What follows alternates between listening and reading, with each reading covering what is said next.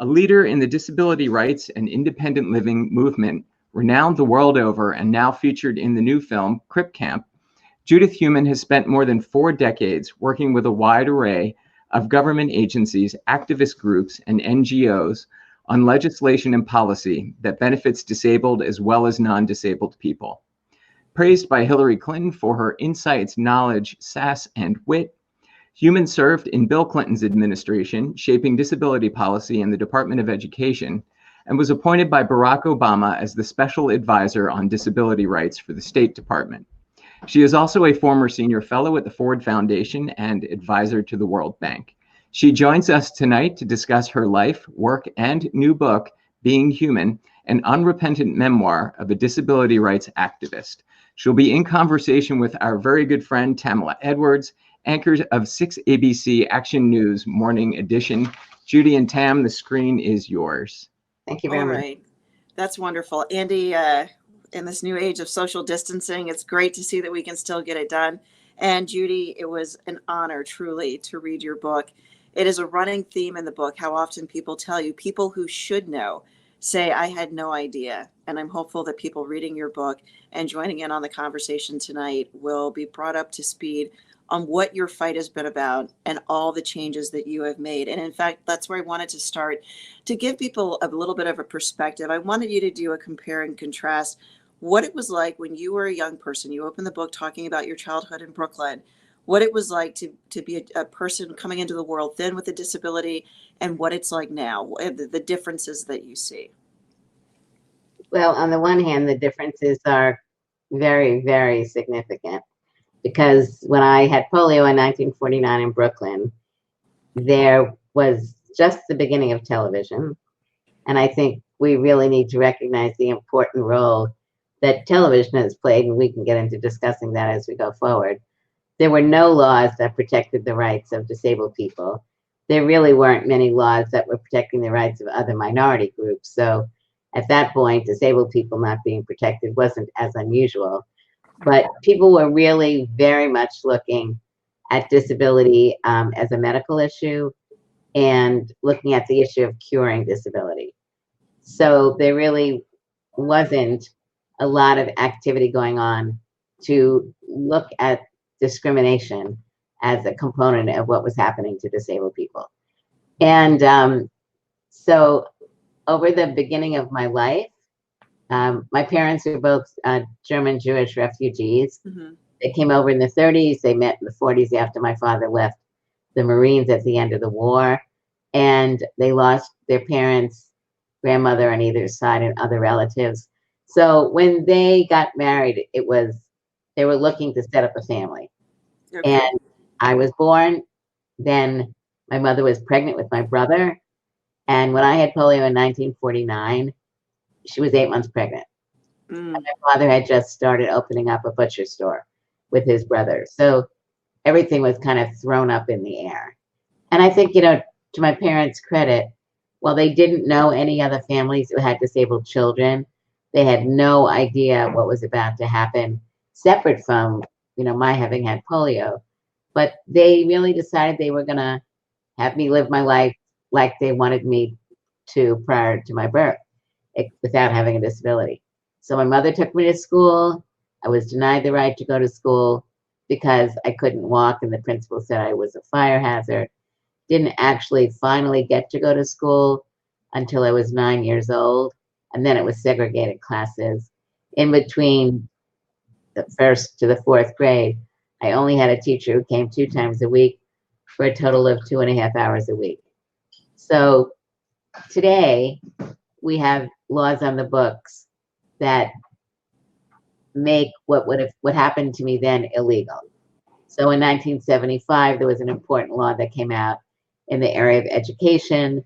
In 1973, there was something called Section 504. I really encourage people to look at this film, Crip Camp, CRIP, on Netflix. It gives you additional information. Life today is different in many ways. I would say specifically because of all the anti-discrimination laws and affirmative action laws, disabled people have more opportunities than they did for sure, in the 40s, 50s, and 60s.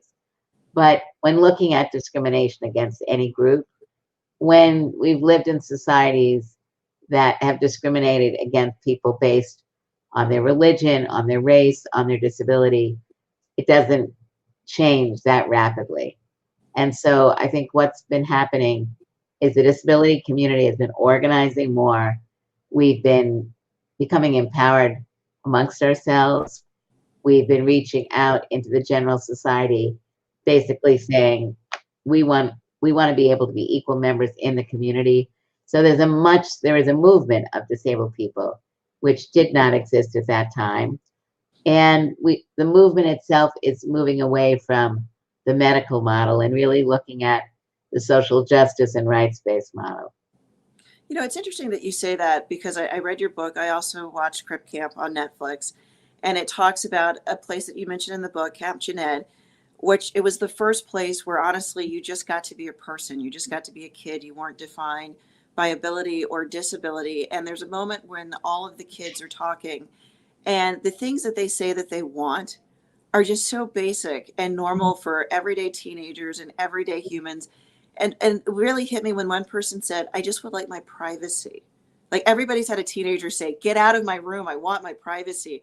That they want the ability to be bad, the ability to have a boyfriend, girlfriend, to be seen sexually, to exist in the world. And it made me really think about how we look at people with disabilities, whether they are physical, mental, emotional, or otherwise. We're very quick to almost try to turn them into children, to flatten them, to make them simplistic in a way.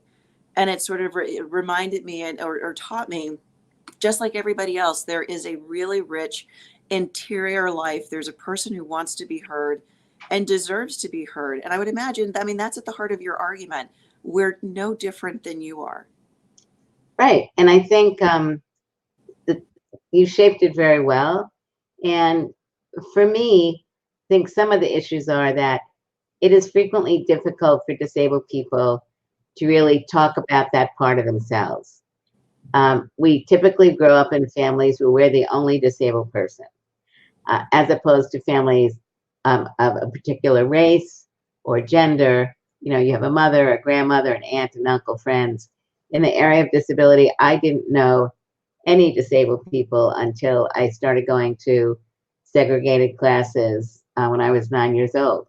And then when I went to Camp Oakhurst and then to Campton Ed, those were times where both school and these other experiences where I could speak about the whole of myself. So I could talk about what I was beginning to feel as I got older and could articulate things in a way that, you know, children can't. You know, why couldn't I get on a bus? Why didn't people have the same expectations? Why did people stare at me? Whatever it might have been. And equally important, I didn't hear people talking to me or my friends about a future. So as you grow older, and certainly in today's society, people are talking about, well, what do you want to be when you grow up? People didn't really talk to me and my friends. What did we want to be when we grew up? But we did want to be something when we grew up. And so those are some of the discussions that we would have. And, you know, the comment that you made about treating disabled people as children,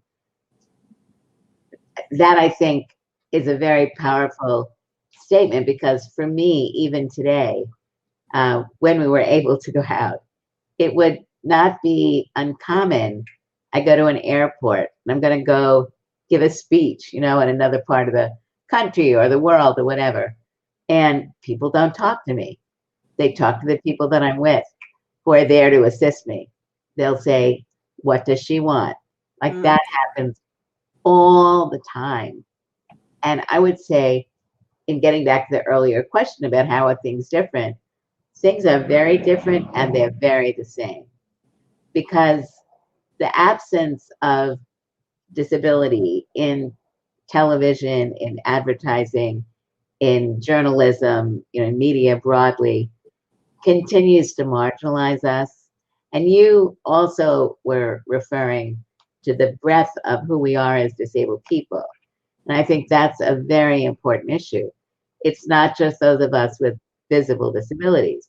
It's those of us with depression or anxiety or bipolar or diabetes or cancer or epilepsy or any one of a number of hundreds of disabilities.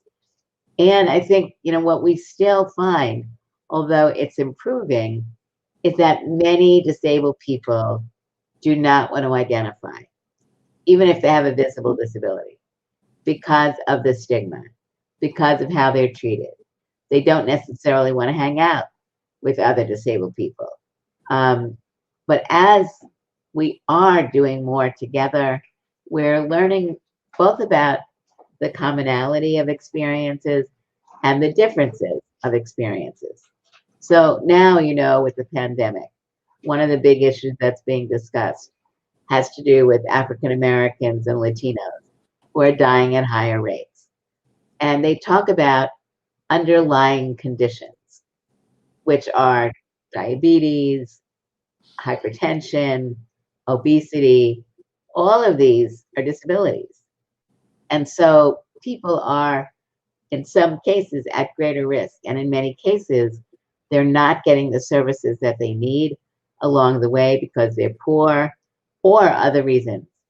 But I do hope that one of the outcomes of this tragedy is that we really are able to have more in-depth discussions about why it is so important that our disability community, which according to the federal government of the US, numbers 56 million people. Wow. And according to the World Health Organization and the World Bank, at least 15% of the population of the world, 1 billion people, have disabilities. So, my book is really trying to do a combination of things. One is reflect me as I was growing up and how I experienced life as things move forward. But also I hope, like with Crip Camp, to really get people to start thinking more about, do they have a disability? That maybe they know they have a disability, but they don't know how to discuss it. Do they have people in their families or friends? And what kind of a dialogue do we really need to be having to ensure that disability across our communities is something which we're intent on learning more about and looking at what we can do to really help break down the barriers and look at what discrimination is and what role we're playing in fostering that. It's interesting because part of what people know is what's in the culture. It's what's talked about. It's what's taught. As an African American, the civil rights movement is clearly something I grew up learning about, and not just in the family, but in popular culture, in school. And when you think about other movements, the gay rights movement, the women's movement, these are stories that even if you're not paying attention, even if you don't care, the basic pinpoints of what has happened here. And you point out in the book that as Crip Camp came out or other documentaries, that people who you thought should be in the know would say to you, I had no idea. And honestly, Judy, till I read your book, I had no idea. Your fight was not a fight that lasted for weeks or for months. You lay out fights that lasted for decades. That being the case, why are we not aware of the fight around disability rights and civil rights the same way we are those other movements? Why do you think? I don't know. I mean, there's the decision, obviously, not to teach it in schools. There's the decision not to talk about it as much. And it feels as though, for whatever reason, people do not put people in the disability group in that same protected class or concerned class. Hulu has something on right now about Mrs. America. They're going back through Phyllis Schlafly and the fight over the ERA. I can't think of the last time that I've seen on major television a story about disability rights.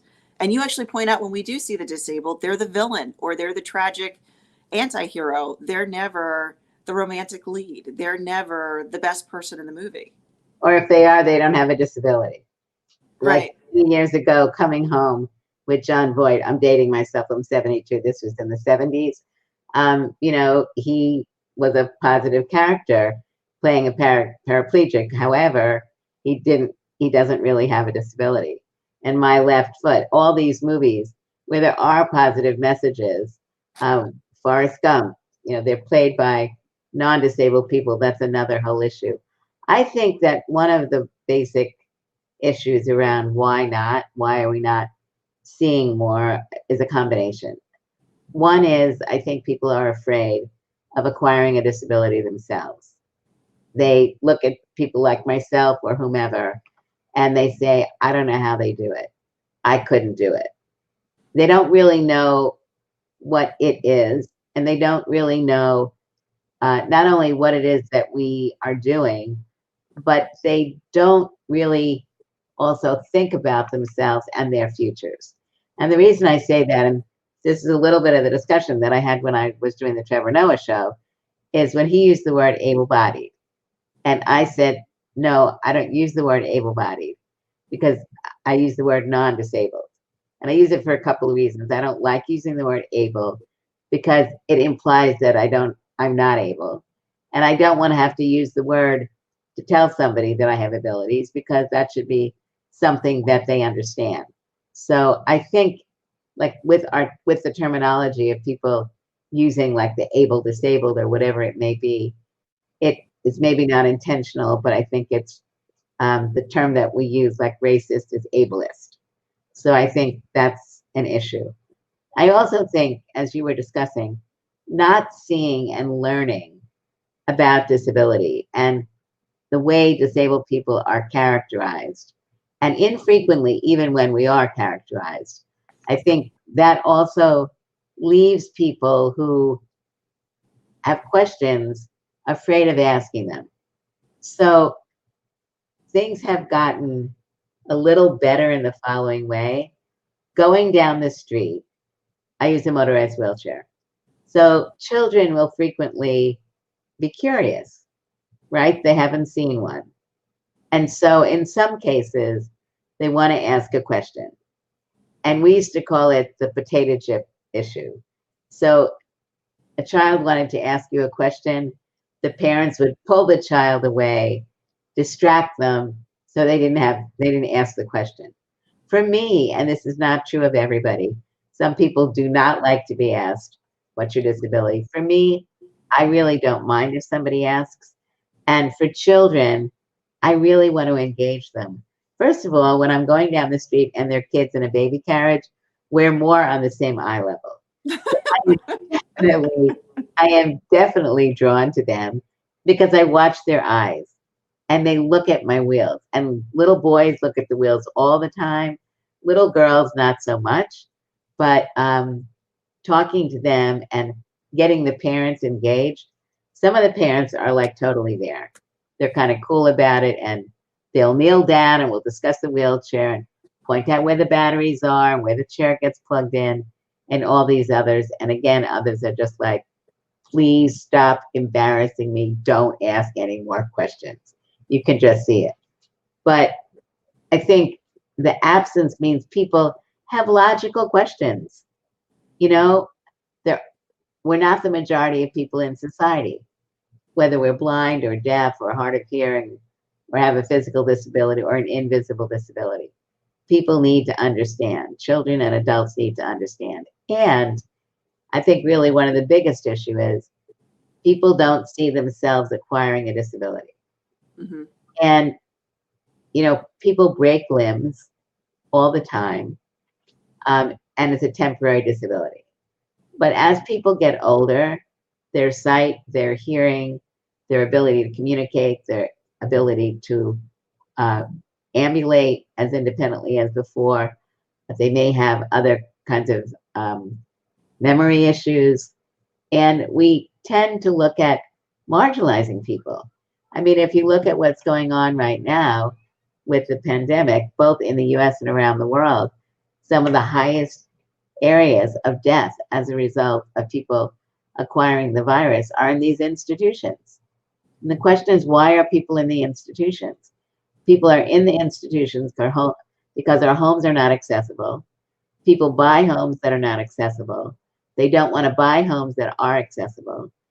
We don't look at the need for personal assistance. Like I can't go to bed myself. I can't get up. I can't get dressed. I can't go to the bathroom. I can't do all these things. But when I'm able to have someone who can help me, I can do all those things. So if people become invested in their futures, not even in my future, but in your own future, what do you need to be preparing for in the event that these various things happen? Not in a negative way, but in a positive way. What does one need to do in order to stay in their community? And really be willing to look at some of the more difficult questions so that you're in charge. I think that's really important. As long as you can be in charge or you have systems set up where other people that you know and respect can be helping, I think those are many of the issues. But I think ultimately, people don't want to think about it. People are really afraid. Yeah. And I think go into it. You know, another thing, Judy, that stood out to me that I didn't learn until watching Crip Camp, you talk about a little bit in the book, your parents being told you should put her into an institution. And they said, absolutely not. You know, we fled a place where people were being put into an institution. And that's not what we're doing with our daughter. But in Crip Camp, there's a moment when Geraldo Rivera goes to a place called Willowbrook. And I don't think I've ever seen anything more upsetting and dehumanizing. Barely any workers, disabled children, left naked, covered in their own feces, not being allowed to eat, no time to feed them, just sort of storehoused. And it looked like something that Charles Dickens could not have imagined. And the fact that this existed in the last century and that it was allowed was shocking to me. so. In Pennsylvania, there was an institution called Penthurst, and I believe it was in the Philadelphia area. And it was very equivalent to Willowbrook. These types of institutions, while they're closing, and most of those big institutions are closed, one of the things you can also see happening now is people that are living in the nursing homes and other congregate living programs. Some of them are quite large, not as large as Willowbrook, you know, not in the thousands, but 20, 30, 40, 50 people. And not only are those programs bad for the individual person, but they're bad for the community because they continue to perpetuate this image that disabled people need to be out of sight, out of mind. And then people are not, they're not treated as people, as individuals. And now during the pandemic, as I said earlier, we're looking at this issue of higher rates of death, both among the people living in these facilities and among the workers, because the workers are also not treated appropriately. I mean, the right model is people need to be able to either live in their own home that they were in, or they need to be able to live in apartments and other places with, you know, one or two people. And it shouldn't be these larger congregate living programs, which are really bad models. I visited Willowbrook after Geraldo Rivera had been given the keys by two of the doctors at Willowbrook. And I went with a nun and a reporter. And when we got there, a friend of mine was one of the doctors who had broken open the story. And when we got there to, you know, get a pass, they were not going to let me in. They wanted me to sign a paper that if I got injured, I would not sue them. And of course, I would not sign any kind of a paper like that. And it was a horrifying experience. And when I worked for the State Department, I was in Mexico, and I got some of the employees of the State Department to come and visit an institution with me in Mexico City, because there's an organization called Disability Rights International, and they do work around the world on issues affecting people with mental health and psychosocial and intellectual disabilities. And they've been doing reporting on conditions in Mexico and many other countries. It was the first time that staff from the State Department had ever gone and visited an institution like this. And when we drove to the institution, the smell of urine was so overpowering, even before we got onto the grounds. And while people were not laying around naked like in Willowbrook, there were one or two people who were, there was no activity going on, and you had, many, many people living there. So these models still exist in other countries, and people are afraid in this country that because of what's going on right now, instead of looking at moving people into the community more for expeditious reasons, they may be looking at putting people in more restricted environments, which of course the community will really fight against. In the book, what I took away from it on so many levels, through so many of the stories you tell, that people should understand is that being disabled is exhausting, not because of the disability, but because of other people. The unnecessary hardships that they bring to it. You talk about going through a medical review with a doctor who was completely off point and trying to understand if you were a teacher, or you're going to get on a plane and they won't let you on the plane, or a million times over you have the conversation as you try to advocate for other people to participate in programs. Well, we're afraid something will happen to them. And you're like, well, aren't you afraid something's going to happen to everybody? They'll be fine. But you have to almost gird yourself for battle every day. But don't you find, Tamala, that if you go back yourself or listen to your family, grandparents' stories, that this issue of guarding yourself, it may be different types of scenarios, but really, as a woman, as a Black woman, Yeah. So it's something that you really want to go away. And I think, your story, like my story, things have gotten better. But things will just pop up and hit you in the face. And you didn't expect it. And you don't know how to answer it. And for me, you're in different situations. And by that, I mean, sometimes it's okay, I'm going to completely come back and, tear you up. But in other situations, you're really needing to measure how you say, what you say, who you say it to. So I think what gets challenging and makes me angry and sad is how much it still happens. So if you get to see the film Crip Camp, I kind of cry a lot and I think sometimes I go to cry when I'm angry. And I heard a friend of mine the other day who doesn't have a disability, a woman, who also said the same thing, having nothing to do with this disability, but how sometimes when she's really angry, she goes to cry. So there's two places in the movie. One, a group of 150 people had taken over a federal building in San Francisco because a set of regulations on a law called Section 504 prohibiting discrimination against disabled people in programs that got money from the federal government, comparable to a portion of the Civil Rights Act of 1964. We'd been in the building. It was really exhausting, but people were really fighting hard to get these regulations signed.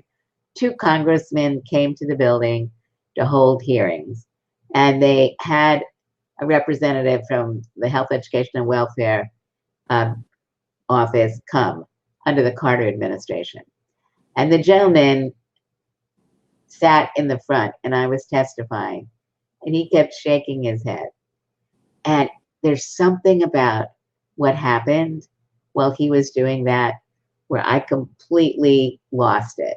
I was giving my talk, and then at the end I said, I wish you would stop shaking your head like you understand what I'm saying, because you don't. And then I didn't cry, but I was like teary, and the audience applauded. And we've shown, when I worked at the State Department, a film called Lives Worth Living, and we showed it all over the world. That particular part, people applaud all the time. And the reason why I think they applaud is not because of what I did, but because what I did is what they want to do. The number of times when we confront where people are saying or doing something, oh, we understand and we don't mean it, and whatever it may be, or we do understand and get out of here, whatever it may be, your skin, your race, your orientation, whatever it is, that's what people need to really understand, not just about disability, but in my view, about discrimination overall. Discrimination hurts. Discrimination can result in death. Discrimination can result in non-equal treatment, lack of education, lack of employment opportunities, income, on and on. But we all need to have a better understanding of what, as a society, our vision is. And so for me, one of the parts of the book that was important was trying to really remember how I felt in these different incidences, to try to make them as real as possible. And one of the things that I hear from disabled people around the world is how reading the book is their story. And that is very powerful, and like comments that you were making about the book, than many other people who don't have disabilities saying, we didn't know this story. And I think the question of why, and why didn't we know this story? I think it's because people really haven't wanted to. I think what's great about Crip Camp and the book is that if you're willing to take the time to read the book, if you're willing to take time to watch the movie, you get a better understanding. But of course, reading the book and watching the film is not going to change the world. So it's reading other people's books. You know, there are more people who have disabilities who are writing books. There's a great woman named Kia Brown.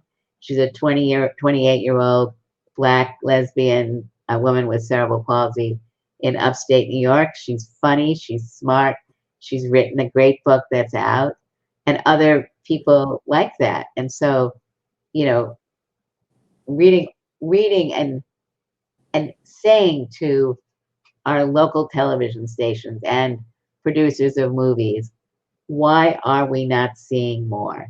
Why are we not seeing disability with people from all different backgrounds? It's an important question. At the end of the book, you talk about where we are now, because you go through so many administrations. It takes, I think, 3 or 4 presidents before 504 finally makes its way through. And then you talk about where we are today. Do you find yourself, after all these years of being in the fight, hopeful that the things you fought for will remain, fearful that they will be stripped away?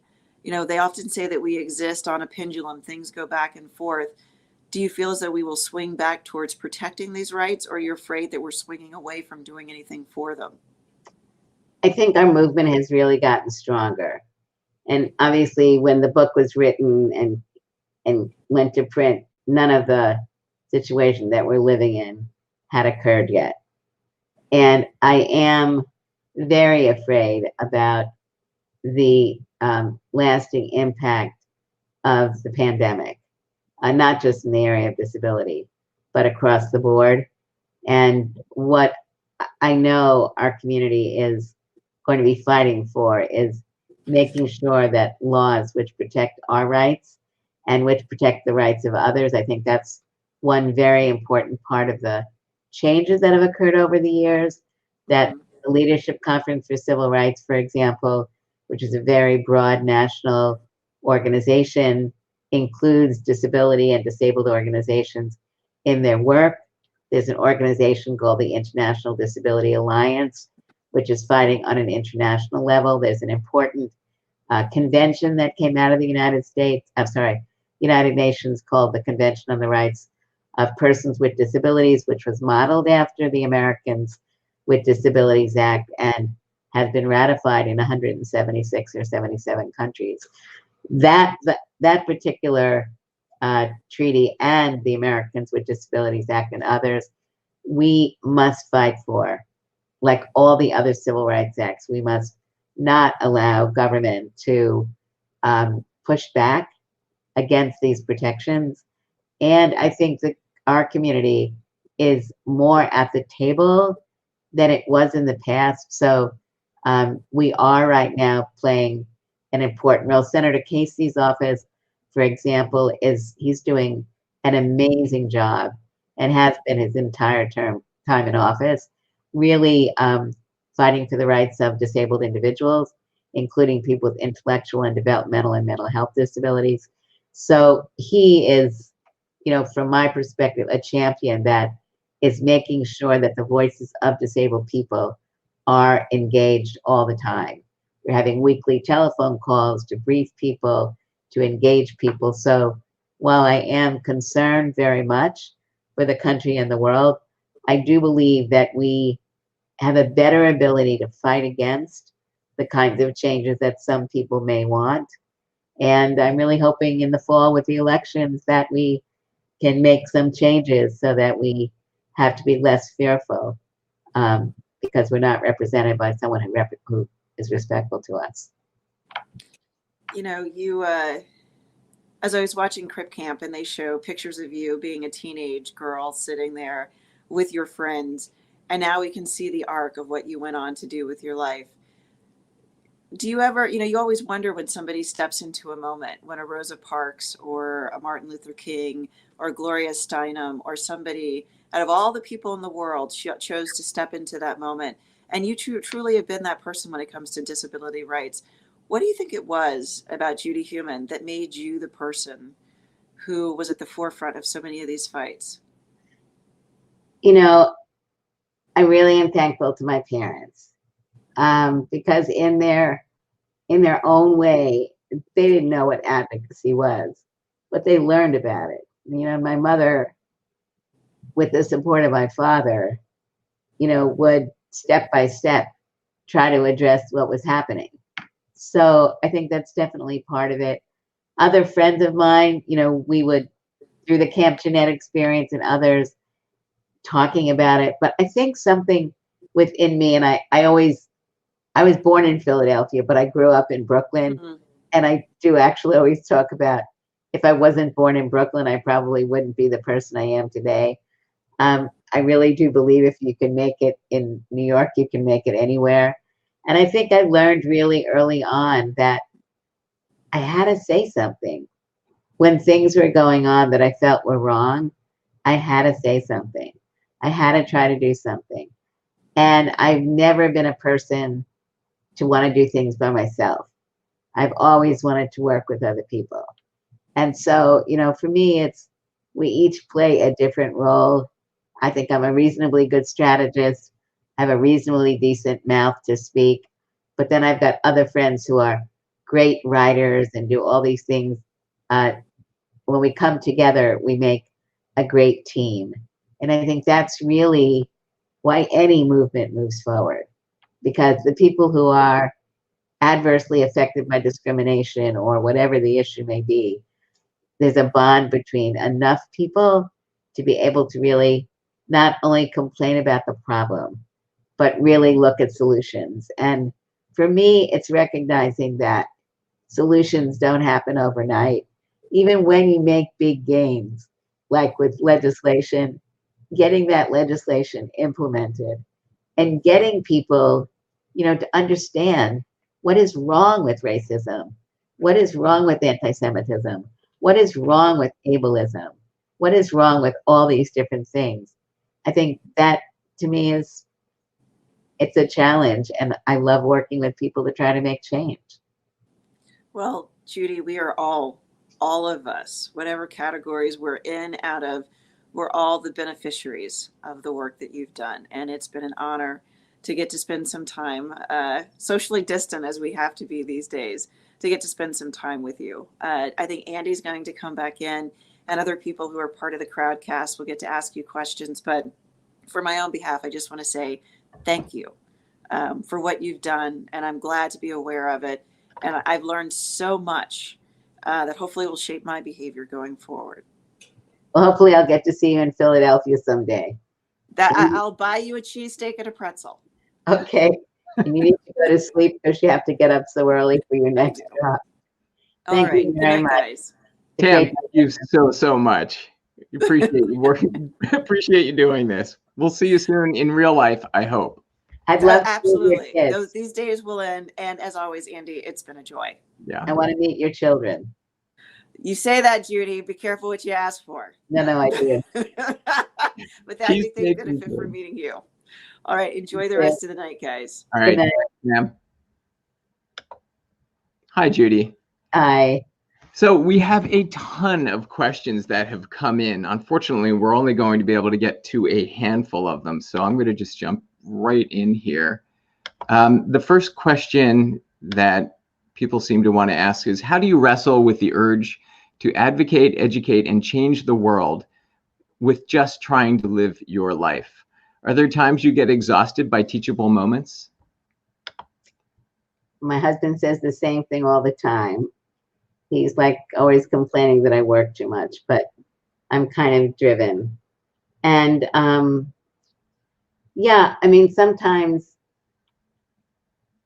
I get very frustrated by how long it takes to make change and how people really, in many cases, still don't get it and therefore are not fighting with us, or not even fighting, but just don't understand why it's important for disabled people to have jobs, and looking at what needs to be done in a business to ensure that someone who is able to do the job can get the accommodation that they may need. You know, I'm Jewish, as I've said a number of times, and one thing the Jewish community has over the last, 20 years, but really more in the last 10 years, in part because of a foundation in Boston called the Rudiment Foundation. But the Rudiment Foundation has taken on a number of issues, one of which has really been to look within the Jewish community, the Orthodox, Reform, Conservative, on, and help to develop discussions that allow us within our communities to look at what we need to learn and what types of specific changes need to be going on within our institutions. That to me has been hard and painful in many ways because of some of the things I've said earlier. Sometimes it's difficult to tell someone that you sit next to when you go to services that you're really upset with some of their thinking, and to be able to be strategic about how you talk with people to get some of these issues move forward. So I try to be a change agent. And then sometimes I just check out, not for very long because I'm a complete phone addict. What do you do when you check out? What is checking out for Judy Heumann? Trying to spend more time with my husband. I like to go to movie theaters, so because I'm not good at just being idle or still when I'm here. I can go to a movie theater or to the, theater, ballet, whatever, and then you're there, and so you have to focus on it. But otherwise, it's a problem for me. Let's see, more questions. I found it very interesting that the Black Panthers helped you out during the crucial sit-in. Did the relationship endure afterward? So one of the participants in the organizing of the 504 demonstrations was a member of the Black Panthers, and his assistant also. And Brad Lomax was his name. He unfortunately passed away. But the relationship continued. I would say they were supportive of the work that was going on within the disability community, and that was always important.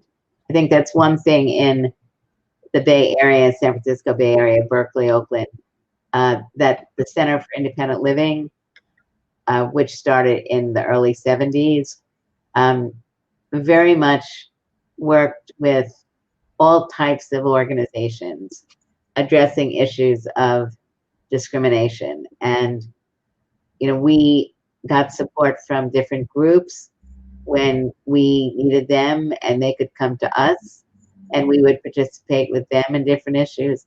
So I think it was, at that time, a really important period of learning. And when we had the demonstrations in 1977, which lasted for about 28 days, there was daily support outside the building of people demonstrating. And it wasn't just the Black Panthers that supported us, but actually the Great Panthers was one of the groups that was involved, and Glide Memorial Church, their minister is a great activist and a real social justice person. Cesar Chavez and others supported our work. Eleanor Schneal from NOW and other labor unions, and the International Machinists Union was very supportive when we took a group of 20 people and went to Washington. So we could not have done that by ourselves. No movements, in my view, can get what they need unless they can eventually get more people supporting what needs to happen. And so I think that's a principle that we've always worked on and continue to work on. Here's another question. I understand that the camp was disbanded due to financial constraints. Were there no offers to buy the camp and keep its good work going? Do you know? I have no idea. Okay. I think the answer was no, because otherwise it would have been sustained. And I think it's, very interesting that, so Campton Ed, like many, there were many different camps around the United States for disabled children. And there were camps for disabled children because the regular camps didn't accept disabled children. And so that, is another interesting point.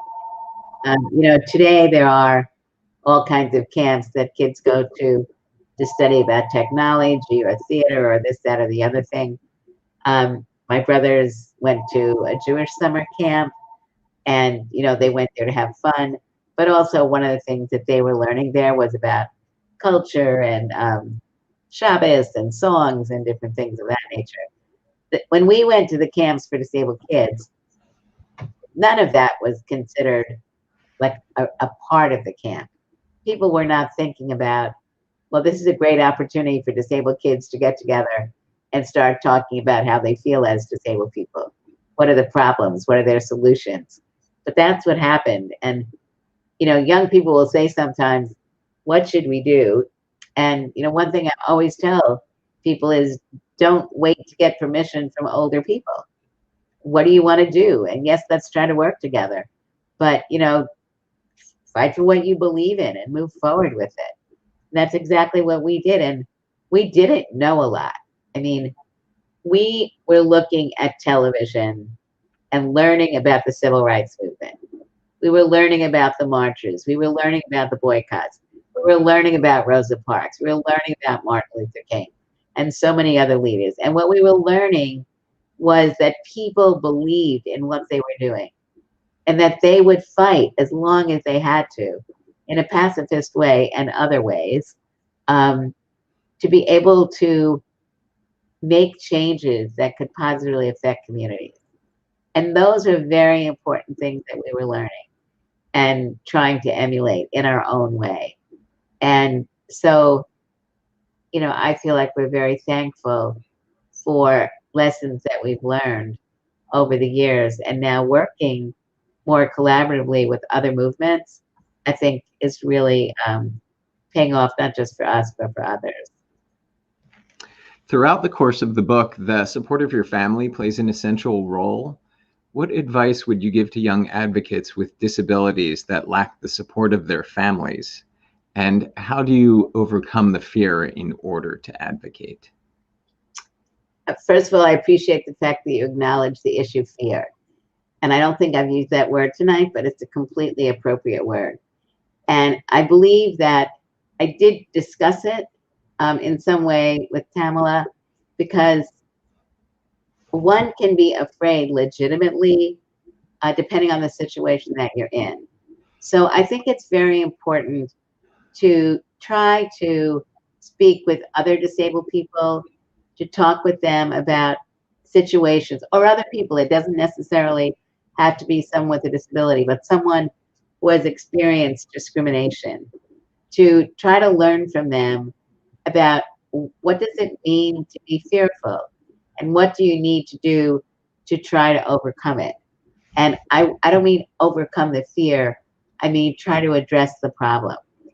And so, for me, an example, I was in New York, I was going to a restaurant, a Chinese restaurant, and I had a couple of other friends who had disabilities. We decided to go into this restaurant because it had enough space for more than one wheelchair.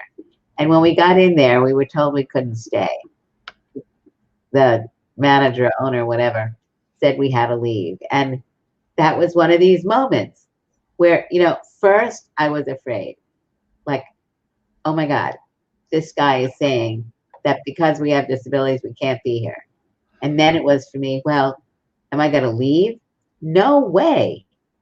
So, you know, what am I going to do? I said, call the police.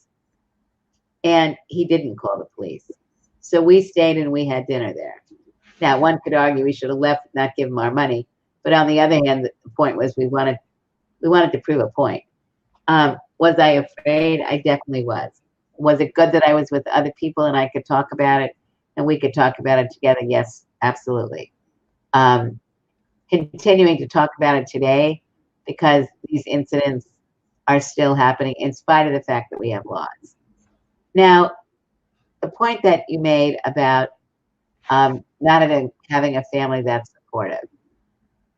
You know, one, understanding why they're not, but on the other hand, you need to do what's right for you.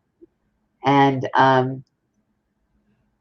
maybe, you know, I'm sure you've had discussions with them, but finding other people, maybe other adults who have children with disabilities, where they're being more supportive of their children and just learning from the other parents. But I think at the end of the day, it's finding other people that you can relate to and talk to. You're going to grow up and keep fighting for what you believe in and get support from people to help you move along the way and grow up to be the person you want to be. Thank you.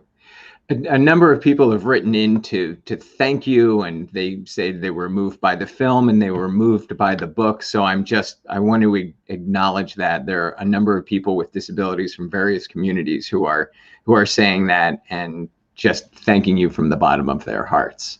Let me move on to maybe one or two more questions. You sort of addressed this already, but I think this person is looking for a specific moment in some direction. This is from my son, a non-speaking adult who uses spelling on an alphabet board to communicate. You are an inspiration to me. When did you start to realize that if change was going to happen, you would have to be leading it? You would have to be leading it. So I never see myself as a leader. I see myself as a leader with a group. You know, my mother was a leader. My mother worked with other mothers. One of the situations that was going on when I was growing up is, I finally got to go to school, as I said earlier, when I was 9 years old, but it was only in segregated classes in a school for non-disabled kids. We went to classes in the basement. Then my mother learned that because I was in a wheelchair, all students who used wheelchairs and couldn't walk up and down steps were going back onto home instruction for high school. So my mother organized with other mothers. So I'm sure she was afraid. She didn't know really what she was doing, except that she began to realize that working together, things could happen. And so for me, my model has, you know, typically been, even if I am doing something on the spot, like an issue with the airplane when they arrested me on an airplane for flying without someone else. I was there by myself, but I always would talk to people. So I really appreciate the fact that, you know, people are resonating to my story.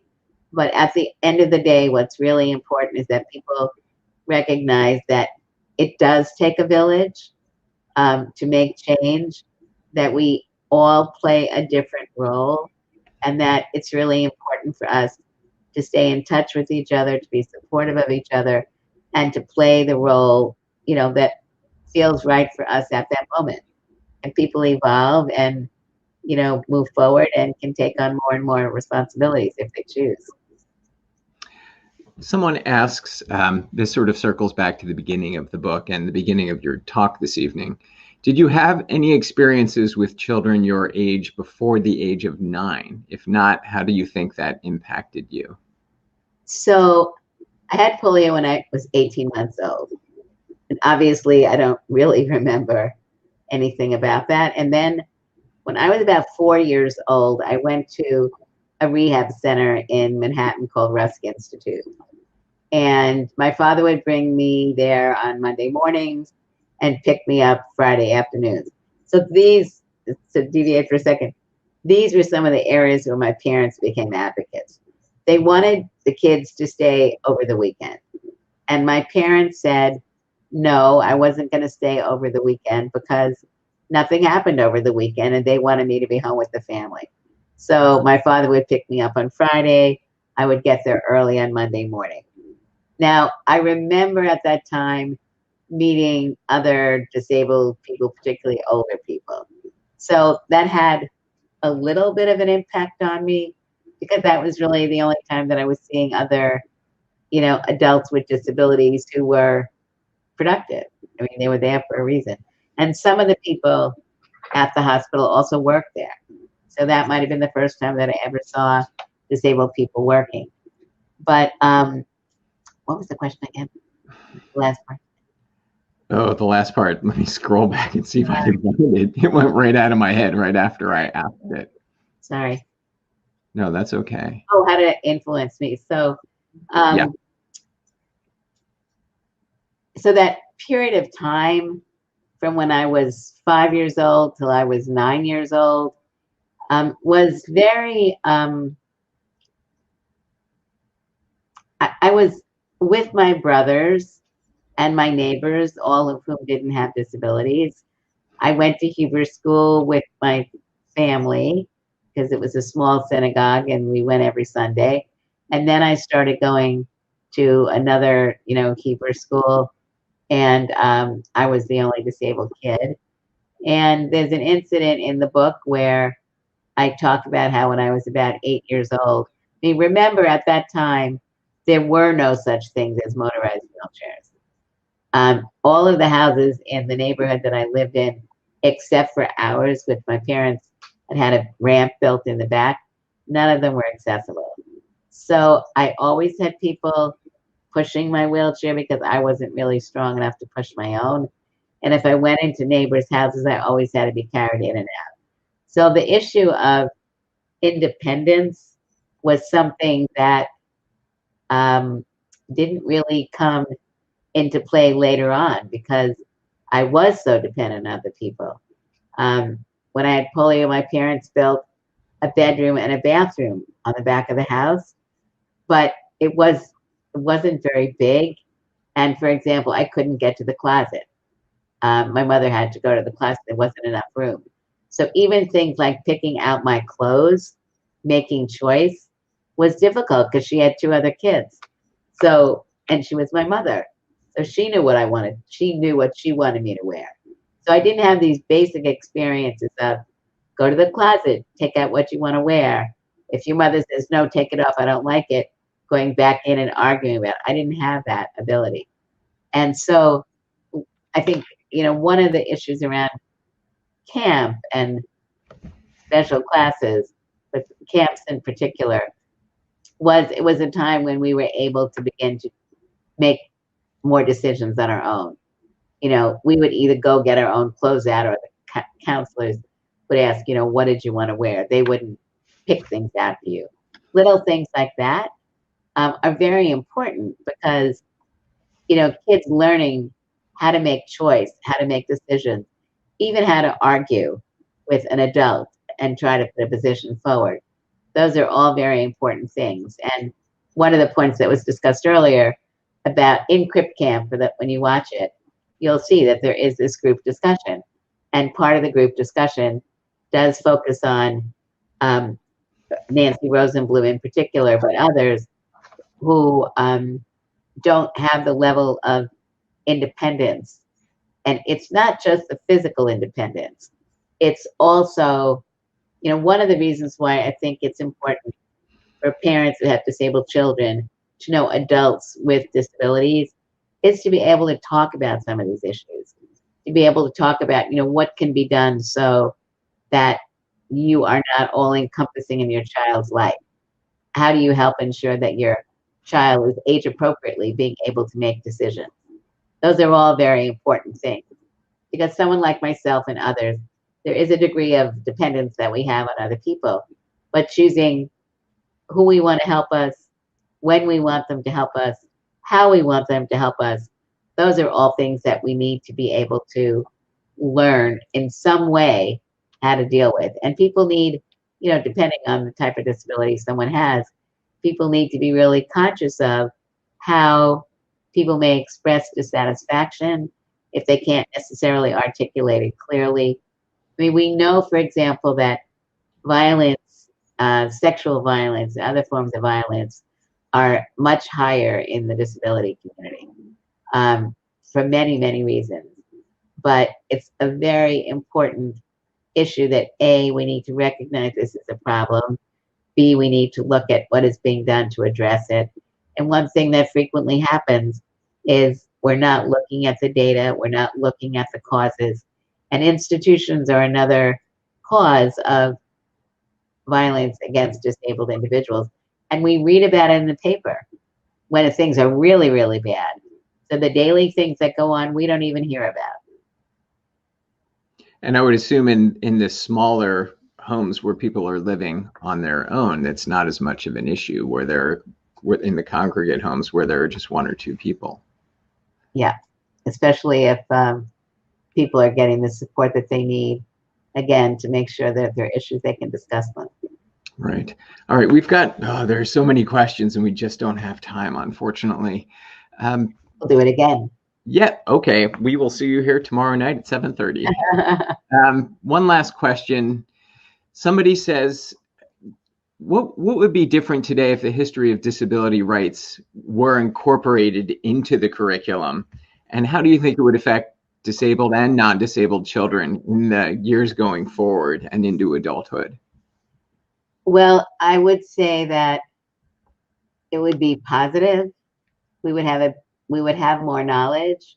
We would have a greater ability to have discussions and ask questions, not be afraid of asking questions as much, because I think people are afraid of asking questions. We would be able to really look at problems and look at solutions. We'd be able to learn from what has gone on in other movements. What are some of the common solutions? What are different solutions? For example, so let's talk about Rosa Parks. So Rosa Parks was arrested because she refused to go to the back of a bus. There was a boycott, and then the result of the boycott was people could sit any place in the bus they wanted. The equivalent in the area of disability really wasn't there, because I couldn't get on the bus and other people with physical disabilities couldn't get on the buses because they weren't accessible. And people didn't want to make them accessible. Like, why would we make them accessible? People aren't going to use it. Why are we going to put, ramps on streets? People aren't going to use it. Why do we need accessible bathrooms? People aren't going to use it. Why do we need Braille? Why do we need sign language? Why do we need captioning? Why do we need facilitated communication? Why do we need any of these things? When people don't understand both the benefit to us as disabled people, but also the universality. I love to talk about, I live in Washington, D.C., and we have a metro system, which has trains and buses. The way the trains became accessible in the 1970s when they were being constructed was a lawsuit against the city and the company that was contracted to make the trains. If that hadn't happened, we wouldn't have had accessible trains. Okay, fast forward into the 80s, 90s, the 2000s. When I go to an elevator for the metro, it is very common that there are 1 to 5 baby carriages lined up at the elevator because they can't use the escalators.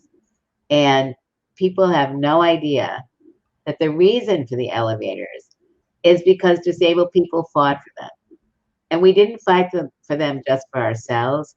We fought for them for ourselves and because we clearly understand that the vast majority of things that we need benefit other people. So if people were really learning from when they were younger, if disabled and non-disabled children were going together to school, to camp, to early childhood, to high school, if in gender studies and Black studies and Latino studies, on and on, if disability was a part of the work that was going on there, that people learned about disability in the context of those other study areas, I don't think things would be perfect, but I think we would be much further ahead if people understood the link between disability and poverty because of lack of education, or because people who are poor have higher rates of acquiring various forms of disabilities. So a robust, intentional inclusion and really looking at where we are and what we need to do, I think would really have a profound impact on our country and the world. It sounds like you've left us with a lot of work to do, but you're quite a model for us to follow. Judy, thank you so much for all your time tonight and sharing your wisdom with us. And thank you for making the world a better place for everyone. Thank you. You're welcome. Be sure to follow us on Crowdcast and visit us online at freelibrary.org/author events to access our digital archives and updated event schedule, which seems to be changing every day. Judy, thanks again. Folks, keep reading and have a good night. Judy, thanks again so much. All right, take care. We'll talk soon. Bye-bye.